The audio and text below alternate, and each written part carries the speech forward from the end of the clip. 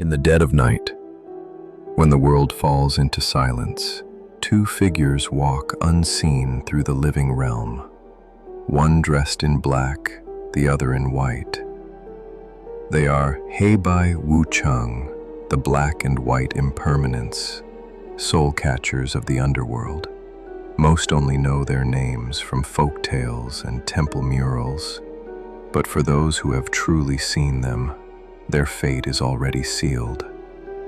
This is the story of one such encounter. In the old town of Heshui, nestled between mountains and mist, there stood an abandoned temple by the river. It was once dedicated to Heibai Wucheng, but few dared visit now.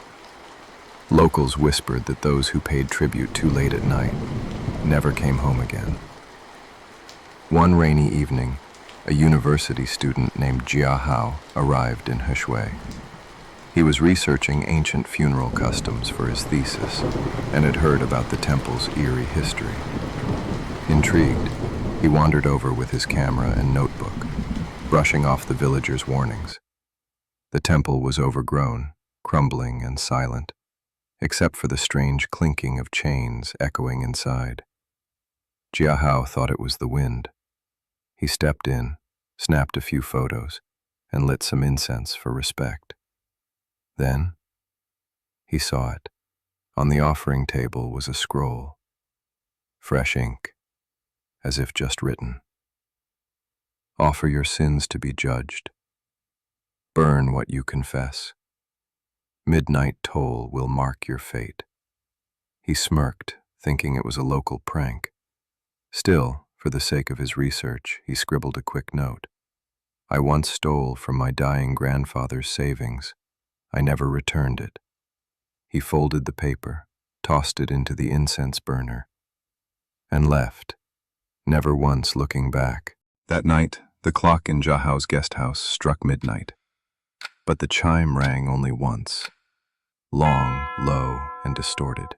He sat up in bed, startled. His phone screen blinked even though it was off. And then came the sound of wet footsteps outside his door. Thump, thump, drag. A hand knocked once, slow and heavy. When he peeked through the peephole, there was no one. But when he turned back into his room, he wasn't alone.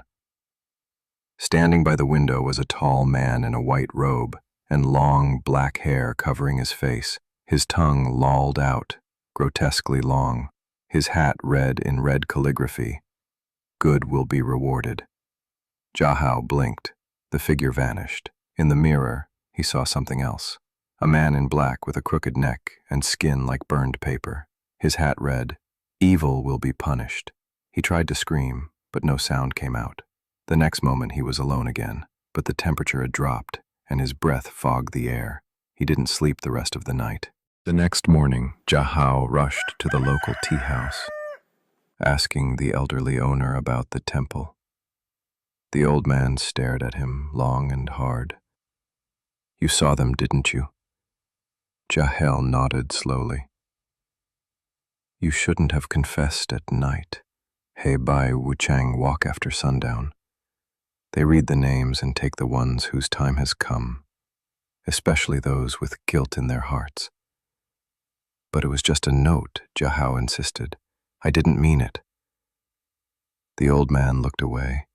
They don't care about intent, only truth. Your sin drew their notice. Desperate, Jia Hao asked how to reverse it. There's one way, said the old man. If you can stay awake for 3 nights without speaking to them, they may move on. But if you answer when they call even once, you're theirs. The first night they appeared at 2 a.m., whispering his name from under the bed, calling from inside the closet, pressing icy palms against the window pane. He stayed silent, wide-eyed, trembling. The second night they stood at his bedside. Confess again, said the one in white. You've more to tell. Jia Hao bit his tongue so hard it bled. He didn't answer. The third night was the hardest. They brought visions, his grandfather, frail, dying, reaching out to him, crying. "Why did you take from me?" The vision sobbed. "Why?" Jiahao broke. "I'm sorry," he screamed. "I didn't mean to hurt you." At that moment, the candle he'd lit blew out on its own. He turned and saw both Heibai Wuchang standing side by side. White held a chain, Black held a staff. Together they said, "You answered. Your fate is sealed." The next morning, the guest house owner found Jiahao's room empty. No signs of struggle, only a faint scorch mark where he had last stood, and the smell of incense lingering in the air. Back at the temple, the offering table had one more name written in fresh ink: Jia Hao, soul collected, July 13. And next to it, his confession, returned, but now burnt around the edges. In Heshui, no one speaks of the temple anymore. The shrine has since collapsed. But travelers say on rainy nights, two shadowy figures still walk the streets, one in black, one in white, knocking gently and waiting for someone to answer. If you ever find yourself in a quiet Chinese town and see a shrine with no worshippers and incense still burning, turn around. Don't enter. And whatever you do, never answer when Heibai Wuchang call your name.